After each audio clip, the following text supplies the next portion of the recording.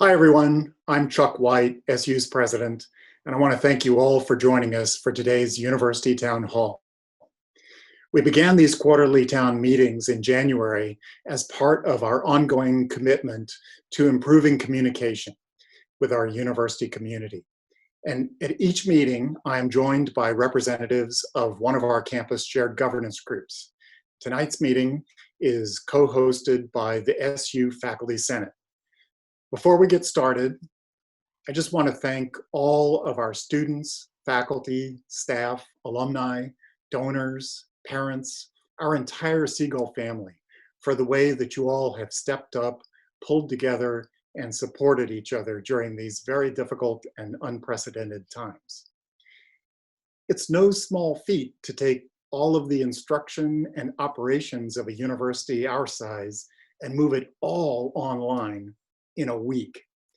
But you made that happen. Faculty, staff, and students working together. I truly have never been prouder to be a member of a campus community than you have made me in these past few weeks. I'm joined today by Dr. Adam Wood, who's president of the Faculty Senate, and Dr. Randy Cohn, vice president of the Faculty Senate. And Adam, I'll send it over to you. Yep. Thank you, President White. I just wanted to thank everybody as well. It really has been tremendous for me to see, particularly from the faculty side of things, how faculty have really stepped forward and converted their classes so quickly. And it's really remarkable the myriad ways that people are doing it. Some people are going full Zoom, some people are recording lectures, but it really has been amazing to me that everyone has really stepped forward and thought first and foremost about how do we continue to deliver instruction to students above themselves and their own concerns. So I would just like to thank the faculty and the staff for really helping us do that. Dr. Cohn? Hi, again, to echo what we've just heard, thank you, faculty, thank you, students, thank you, staff and administration for staying with us. This is trying. Please keep communicating with us. This is a really important thing to be addressing, that the communication issues that are being addressed in terms of the remote education, the meetings that we're having now in keeping the university running in these new times. So please, faculty and students and staff, stay in touch with us. Share what you're going through. The good, the bad, the things that we don't understand. So Drs. Wood and Cohn, thank you for co-hosting this with me today. And I know we all express our appreciation to the faculty who have gone well above and beyond the semester in making a very quick transition to allow instruction to continue remotely during this COVID-19 pandemic.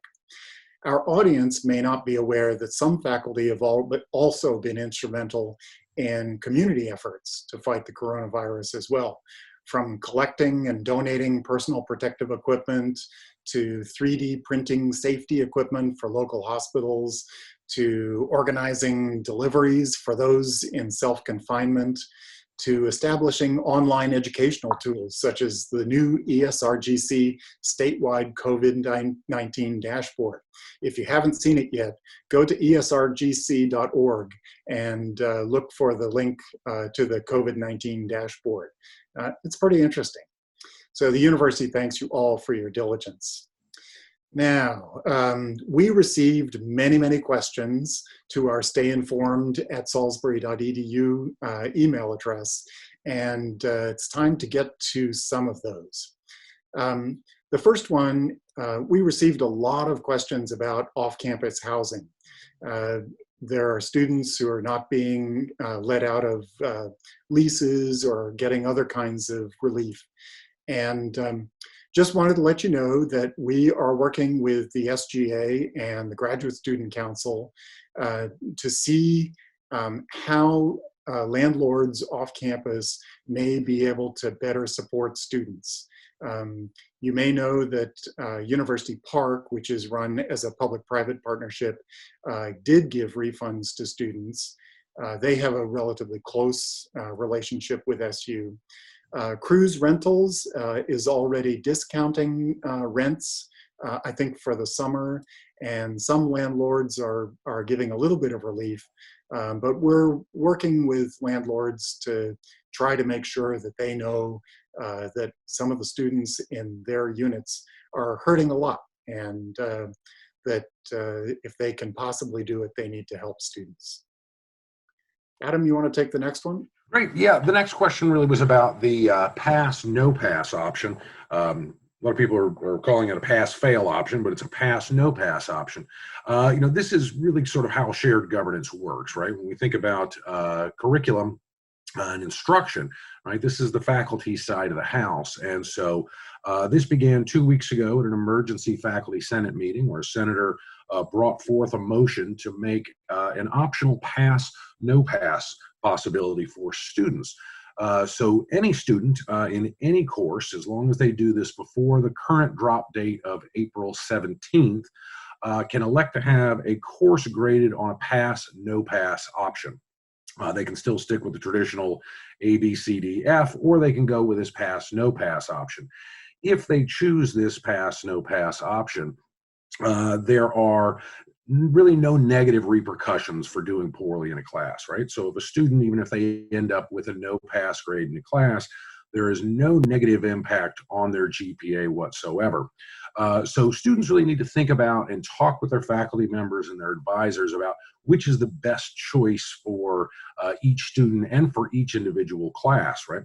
That this really does allow for a lot of flexibility. Faculty are going to be really very willing to talk to students about this, because the main thing is we know how crazy a time this is and what a difficult shift this has been to online learning, and that the Faculty Senate really wanted to step forward and present this option to try to alleviate some of that stress. I'm thrilled to say that it was unanimously voted in, and it was immediately accepted by the provost. And the provost and the president, the administration, very quickly went into sort of high gear to figure out exactly how to build this into the system. And within a week, it was entirely built and sort of released to everyone. Again, there's still some questions about it, and I encourage students to look at the student resources page. But the main thing, again, is to reach out to your faculty members and your advisors and really speak to them and get the best advice you can about which choice is right for each student in each class. Randy, did you want to add anything to that?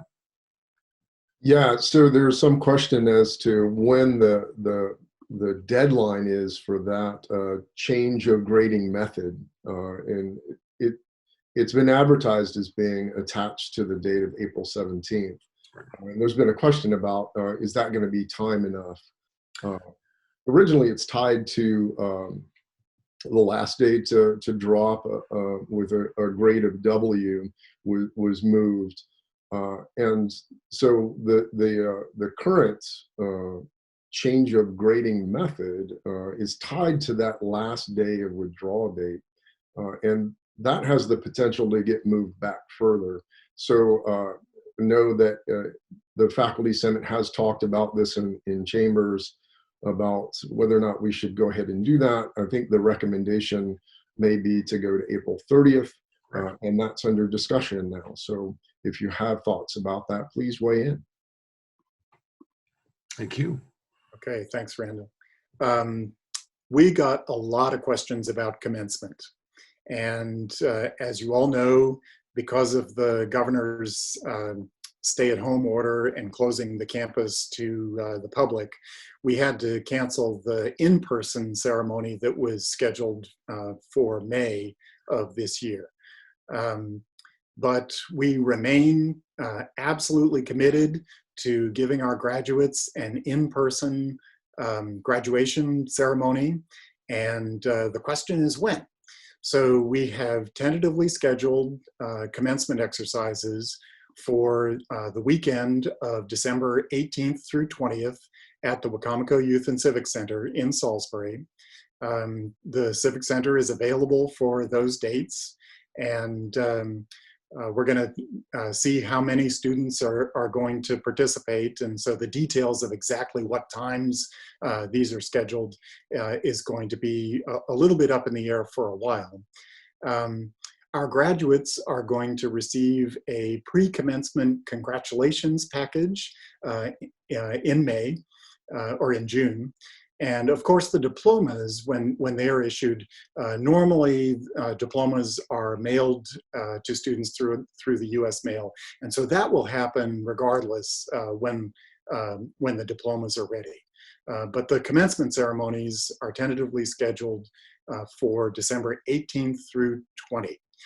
So put that on your calendar, but don't buy your airline tickets yet. There are many, many questions that need to be answered. It's hard to predict what the progress of the pandemic is going to look like. Hard to know what the governor is going to do in terms of stay at home or stay isolated orders. But tentatively, we are planning for the class of 2020 to participate in commencement exercises in December. We also got a lot of questions about move out.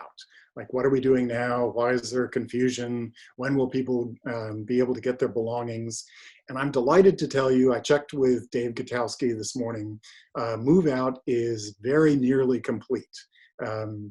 There was some confusion due to the governor's order, but our staff in student affairs did a great job of coordinating the move out activities to keep people isolated from one another. We got a lot of really great comments from parents and students about the way that was organized. So people were able to come and collect their belongings. I think the last of the people to come and collect their belongings will be this week. There are, of course, some students who are unable to retrieve their belongings at all due to out-of-state issues or a variety of issues. And for those people, we are safely securing their belongings, and when they come to campus, they will be able to collect them. Adam and Randy, you want to take the next one? Great. Next one up is about summer session. Decision has been made, I think very much rightfully so, that summer courses will be fully online. Better be safe than sorry. Again, I think we will all be stuck inside for a little while, but so all of the current courses that are listed on GullNet for summer, if they have not already been converted over to online, will be converted over to online in the next few days. Some of those classes, again, will be synchronous, Zoom live classes. Others will have recorded lectures. So again, I would reach out to the individual faculty members or departments that are offering those classes. From what I understand right now, the pass, no pass option is only for this semester. So come summer, we'll be moving back to the traditional grading scale. I think the hope is that people will have kind of settled into both their teaching and their learning online. And we'll be able to move forward as well as we can with these online classes in the summer. Again, we're hoping to be back face-to-face in the fall, but a lot of that is dependent on things much beyond our power. So as of right now, those summer classes are still on, but they will be held online. What about clinicals? Clinicals. I would encourage students, first of all, to go to the student page on the COVID-19 page. But I will have this written out, so pardon me for reading it. Clinicals, the deans and program directors have been working very hard on this and in collaboration with the USM system and accrediting bodies. For education students, roughly 97% will be able to complete their teaching internship through alternate activities. For students in healthcare-related programs, many are completing their clinicals through alternative activities or continued placements in healthcare facilities, and many will be graduating actually early to have them help in with the COVID-19. So again, we're hoping that the impact on clinicals will be pretty minimum. Again, I encourage students to really be in touch with their faculty directors and with their departments. Again, I know that the university is doing everything it can to make sure that students who were set up to graduate will be graduating on time. So again, I point to that about 97%. So the impact we're hoping will be a challenge, but will be certainly negotiable. Okay, thanks, Adam. We had questions about SU employees and layoffs, like what is the university doing to help those who are being laid off? How many people have we had to lay off? Are we expecting any more? Any information about potential furloughs?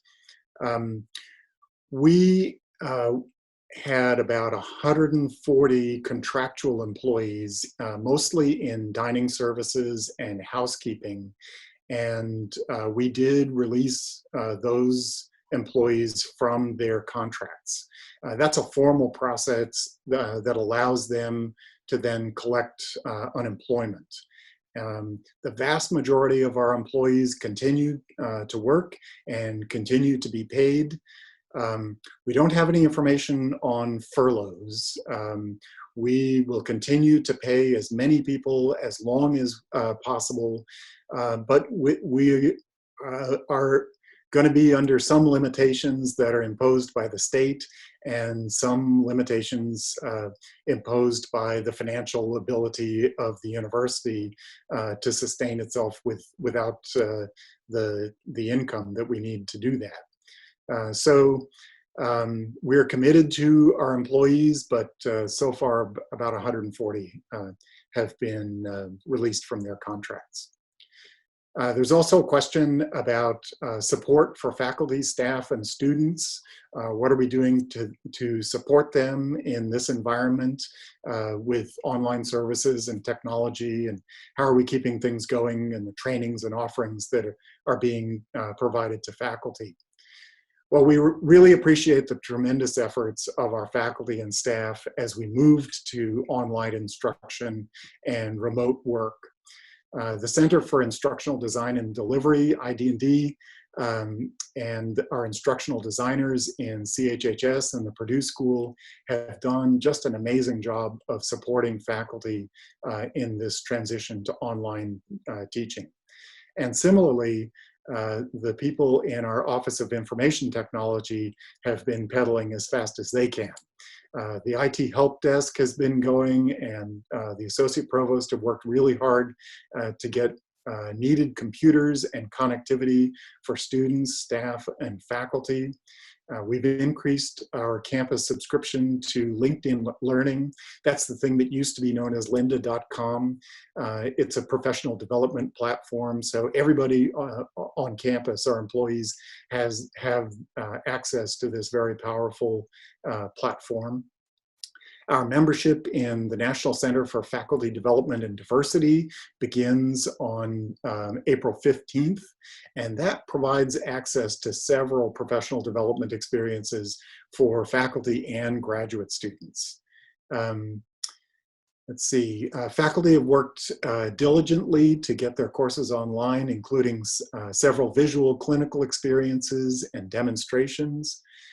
And our library faculty and staff are working hard to maximize access to their collections and databases, and several vendors have provided free access to databases or journals during COVID-19.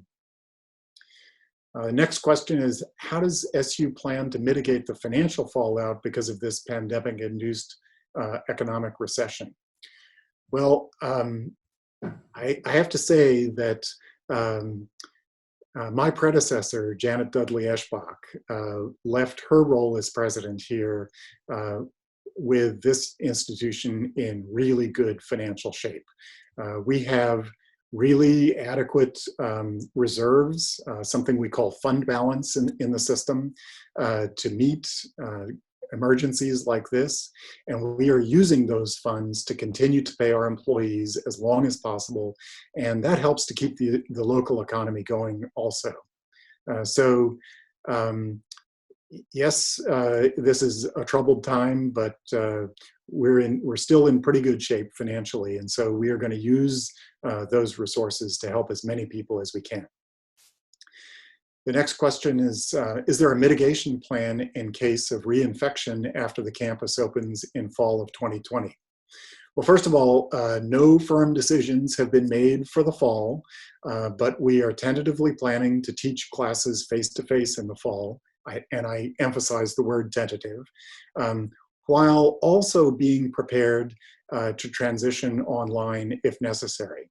The experts tell us that most coronaviruses respond to the summer heat by being tamped down a little bit, and that is going to help us to flatten the curve and ease some of the restrictions that we are in now, if that goes as it's thought. And so if we're able to open the campus to face-to-face classes in the fall, then that will be great.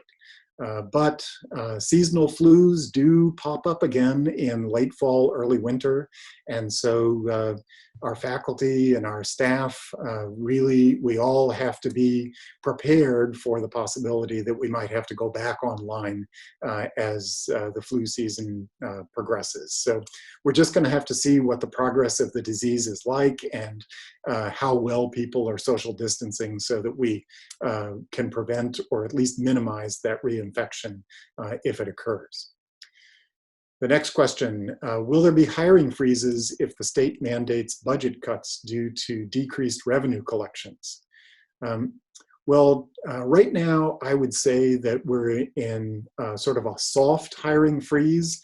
We're being very cautious about hiring, making sure that we absolutely need to proceed in those cases where we need to proceed. We anticipate that the state of Maryland, the governor, will likely institute a hiring freeze. But if that happens, then we, SU, will seek exceptions where it's absolutely necessary. The next question, many students are faced with financial distress, with parents losing work and students unable to continue working, leading to dropping from the university. How can we mitigate such unfortunate loss of potential undergraduates? Will the USM and SU create a lending program to such students to help them complete their degree? Fortunately, so far the number of students who have expressed this is very small. We are anticipating that our enrollments are going to be down at least a little bit in the fall. However, we are contacting each of our prospective students and also our continuing students to check in with them and see how they're doing. If they, for one reason or another, are not planning to attend the university in the fall, we're asking the reason why, and then really going to work to try to see if we can mitigate whatever barriers there are to coming back. One of the lessons that we have learned in recessions, and it's particularly the Great Recession of 2010, is that when recessions occur, unemployment goes up, and the people who are best able to withstand that stress on the economy are people with college degrees. So finishing that degree, getting that degree, is most important even in a recession. Chuck, could I ask a follow-up question on that real quick?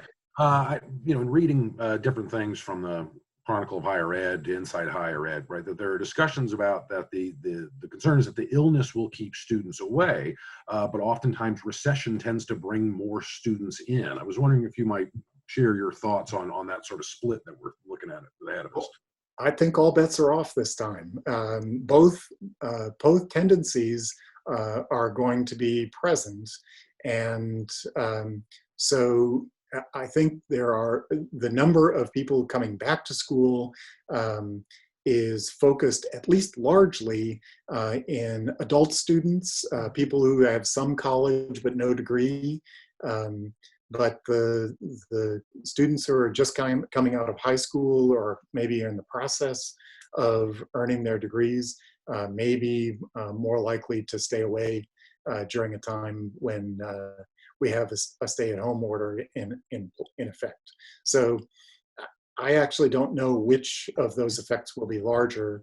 Fortunately, everything that we're looking at seems to point to a fairly minor decrease in enrollment and, of course, probably in state funding, but not something that's catastrophic. Great, thank you.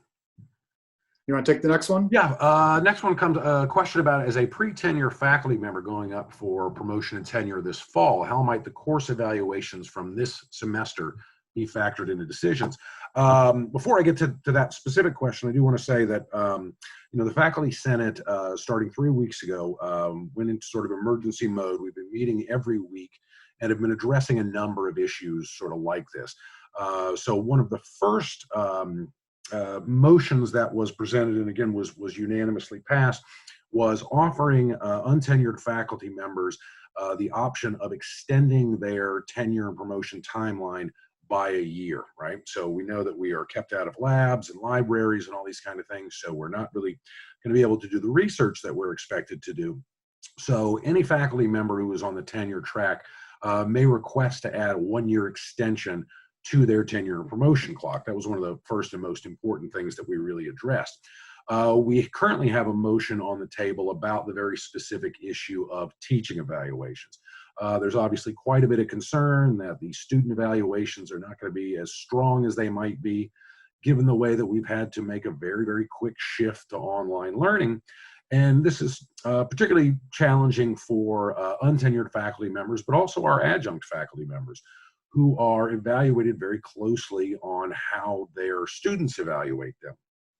The motion that is currently up for debate in the Faculty Senate, in essence, would make the use of the evaluations for this semester optional, right? So if faculty want to use that for their professional development, to enhance how they are teaching, to think about how they were teaching online, that they would still be able to do that, but they would not really be penalized for some issues within those teaching evaluations that are, again, largely going to be tied to the shift in online learning. Again, that motion is still up for discussion. There are concerns, of course, that how do we evaluate faculty this semester?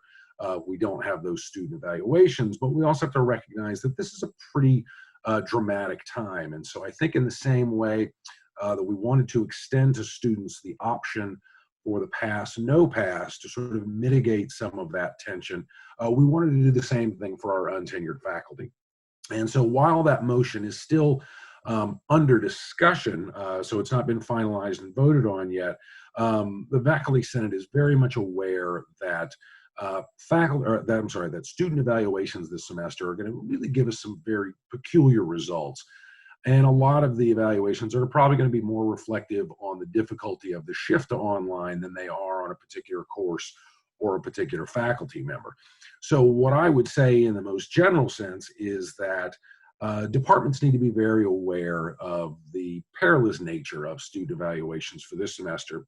And again, the Senate is working on this, and I'm hoping by the end of the next Faculty Senate meeting that we will have a motion that we'll be sending forward to the provost on this. Again, I think the chances are that departments will be encouraged to not really consider student evaluations as closely as normal this semester. Randy, do you want to add anything to that?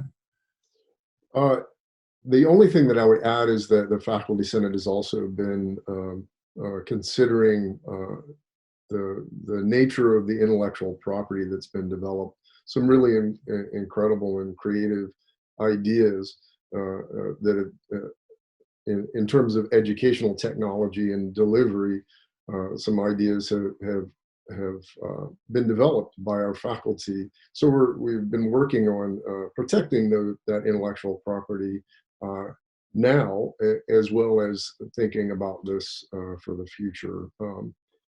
We have some very new things to address with regards to a quick turnaround with the technology that faculty's been asked to examine or develop. So we're working on making sure that's protected for each individual faculty member. All right. Thank you for that, Randy. Another question came in. Phrasing is, the request is that faculty be encouraged to communicate with their students and accommodate them if they are experiencing pandemic-related issues which directly impact their schoolwork. Again, I think this has really been going on since this started. I mean, from the president and the provost down through the deans, through department chairs, faculty have really been encouraged to stay in very close contact with students to make sure that they are able to do the classes, right? That if students can't do the classes, if they don't have access to Wi-Fi or to a laptop, to really work with students, to be open to thinking about ways to make students have success in these courses, right? And so that I know for a number of departments, discussions about being much more flexible, offering incompletes this semester have been discussed. That again, I think most faculty, and I've not heard anything yet, but most faculty have really been going out of their way to be in constant contact with their students and with their departments to make sure that we're all on the same sort of page. We do want to still uphold academic standards, right, intellectual standards, and yet we also need to understand that this is, again, just a very strange time. And so if there are students out there who feel that they've not been had been contacted by their faculty, I would encourage them to reach out to department chairs. That again, we are committed to making sure that the students are successful this semester and over the summer and even into the fall if we have to continue online. And so keeping those lines of communication open are really important. I also serve as a department chair, and I have had more Zoom meetings with students in the past week and a half than I think I would have had in normal settings. And so, there really is a great opportunity to use this as a chance for students and faculty to speak to each other in new ways. And so, again, I would really just ask all the faculty, I know you've been doing it already, but just continue to keep in touch with students, keep them up to snuff with what you're doing, with what the course is doing, and just be willing to be flexible and understanding in this moment above all things. Okay, thanks. We got a question about our search for a chief diversity officer. Has the search committee selected a candidate? Has an offer been made? And with the current financial situation, will that put this position in jeopardy? Well, we are still completely committed to hiring a chief diversity officer. In fact, all of the searches that were in the final stages when the pandemic came down on us this last month have continued, and we continued the hiring process for this position. The search committee made recommendations to me as to a small number of candidates who were they judged suitable for the position, and I proceeded with checking references, and I hope that I'm going to be able to make a public announcement on the outcome of the search very, very soon. The next question, excuse me, is will the Faculty Senate take up discussing the motion to decouple adding diversity requirement to the Gen Ed curriculum from the larger Gen Ed reform? Just a little background, if people didn't know, there was a motion that came up, I believe it was about a month ago now, about including or adding diversity requirement courses to general education. As I mentioned, the last 3 weeks, all of the Senate meetings have been really focused on these sort of emergency motions. Again, moving to the pass, no pass option, dealing with untenured faculty issues in terms of extending timelines. And so that has obviously taken priority over the past 3 weeks, right? These were issues that we could not sit on, we could not wait on, we needed to sort of get that going. That being said, there's been a number of other issues in terms of Senate business that have had to be put on hold. There are currently, I believe, 5 different motions that have been sort of having to sit there and wait. Again, I'm hoping that this most current Faculty Senate meeting hopefully will be the last emergency one. I can't say that for sure, but hopefully that will be the case. And at that point, the Faculty Senate will return to discussing not only that one motion, but all the motions that have unfortunately been tabled while we dealt with the crisis of COVID-19. So the answer is yes. I can't say exactly when. Again, there were some other issues that predated that we need to address first, but I am pretty confident that we will at least begin discussions of that motion this semester. Okay. The next question is there any news on the investigations into the hate crimes that occurred in the fall and again this spring? And unfortunately, there is no news that I can report on this right now. I assure you that the investigation is still continuing. I get periodic reports about it, and we are working with the state's attorney for Wacomico County to bring the matter to a successful conclusion. As soon as we are able, we will release more information, but we're just not able to do it at this time without compromising the integrity of the investigation. Sorry. Next question, how do current concerns about the overall budget impact adding and activating more security cameras? Well, as you know, last fall, we committed additional funding to installing new cameras on campus and upgrading some of our existing cameras. We made that a high priority, and that work proceeded all winter and into the early spring. And now we are in a position where I think we have very good camera coverage of our campus. So I think we're in pretty good shape. The next question, could moving all campus buildings to gold card access only be an option for moving forward? Well, we were given the governor's order to close all of our campus buildings to public access. Right now, our buildings are on gold card access only, but we're a public university. And so when we are open to the public, we will be fully open.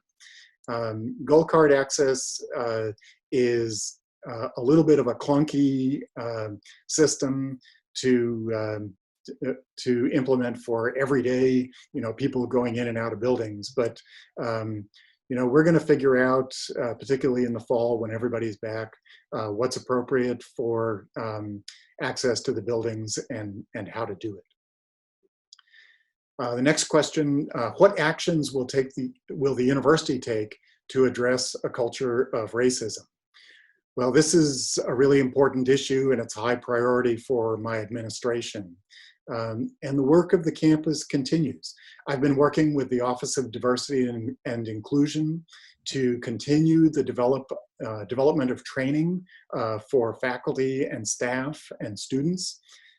Although a lot of work is now being done electronically, the commitment to training continues, and our work in the Office of Diversity and Inclusion will continue.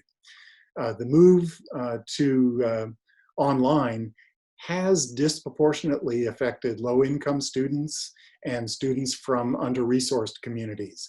And we are working to provide access and technology to make those situations more equitable.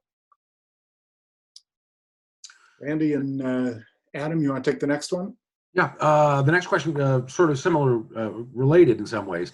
Will we be moving to a more thoughtful and comprehensive diversity training for faculty and staff? And the answer is yes. I mean, this is certainly a goal moving forward. Complicated now in some ways, with all of us working remotely. But having served on the President's task force on diversity and inclusion, I know that this was certainly one of the suggestions that was put forward, right? That committee was created to, in some ways, kind of think through what we imagined the Office of Diversity and Inclusion and the new Chief Diversity Officer to really pick up with as soon as they got going. Obviously, the office is set, but we're waiting for the Chief Diversity Officer. But that sort of diversity training, I think, is certainly very much in line with plans that are being made at the administrative level and through the Office of Diversity and Inclusion. There are some of those online trainings that have already been done. We've had these things for a while. I believe that the idea is to try to move forward with more face-to-face training. Again, obviously, if we're not here in the fall, that will certainly prove more complicated.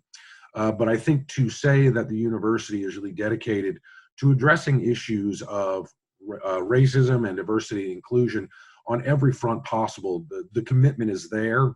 Again, the setback of being online this semester has slowed things down a little bit, but I have no doubt that this is still very much at the forefront of the administration's mind and of the faculty's mind. And that work is continuing and will continue. This is not a one-time option.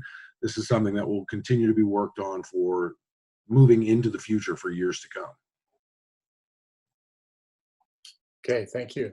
And if I might interject, the Karen Olmsted, the provost, has indicated that the university's purchased a membership in the National Center for Faculty Development and Diversity, and that membership will begin in about 2 weeks, about a week from now, April 15th. And it will allow faculty, graduate students, and staff to take advantage of a lot of development opportunities across the board in diversity. Great. Next question, when will we know if physical classes will be resumed in the fall of 2020? Wow, I wish I had a good crystal ball. It's a very uncertain situation, and we really don't know what the expected progress of the disease will be like. Earlier I talked about most coronaviruses being tamped down by summer heat. We hope that that's the case with this one, but we don't really know yet. On the one hand, we're going to have to abide by rules and regulations of the state of Maryland and policies of the University System of Maryland, but we also have an obligation to do the right thing for the health and safety of our students and our employees. And so we're just going to have to navigate those conflicting pressures. But even if we are back face-to-face in the fall, I anticipate that we're still going to see some changes to the way that we do business. You're going to see fewer large gatherings. You're going to see efforts to encourage social distancing. There are going to be a lot of changes that we hope are going to minimize or forestall a reinfection with the flu season next fall and early winter. Next question, how will the economic downturn impact staff and students? Wow, a lot of ways. I mean, obviously, technology is the name of the game in terms of producing a work product. I mean, that's what we're doing right now, this second. There's students, there are some of our students who are housing insecure or food insecure, and we will be there to support our students with the food pantry and other kinds of resources. I mentioned earlier that for now, at least, 140 of our employees were released from their contracts, their contractual employees. It's going to affect everybody in different ways. But we are committed to our students and employees and to their well-being, and we have considerable resources at the university to provide that support.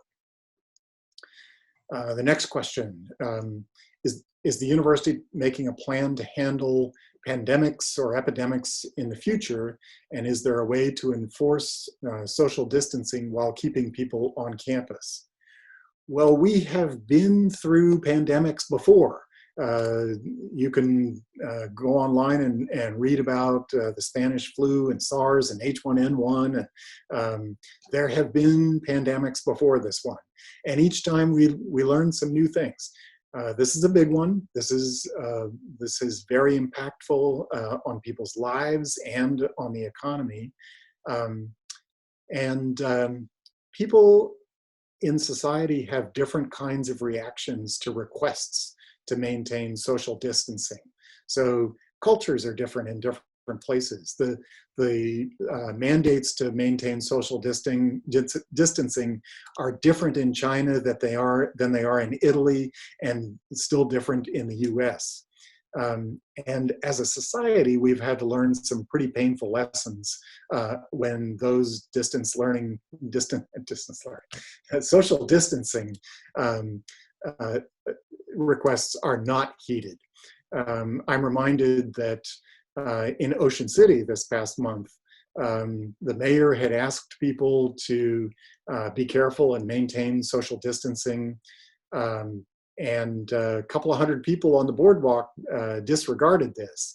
And the result was that the mayor closed the beach and the boardwalk. And later on, the governor issued a stay-at-home order. So I think as long as people have reasonable behaviors that protects themselves and each others, we might not need draconian rules, but sometimes people get just beyond the boundaries and the rules become necessary. So we're just going to have to figure out how to manage social distancing on campus if we have that opportunity, and I hope we do.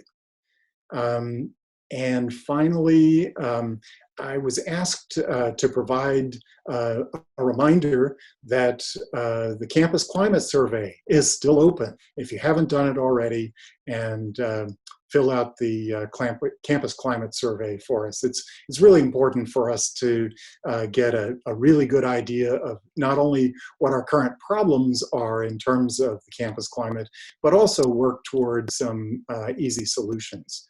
So Randy and Adam, I'm going to put you on the spot here. Have you filled out the Campus Climate Survey yet? I have indeed. I mean, I'm on the committee, so if I didn't do it, I think I would be in some deep trouble. And I have as well. Randy? Yes. Okay, good. I actually didn't know the answer to the question before I asked it. So, thank you all for going on and filling that out. Adam and Randy, thank you for helping to co-sponsor this quarterly town hall meeting. I hope people have gotten some answers to your questions. This is going to conclude tonight's presentation, but we continue to welcome your questions at our email address, stayinformed@salisbury.edu. Everyone, please continue to stay safe, and I look forward to seeing you on campus in the fall, hopefully. Thank you all. Thank you. Thank you.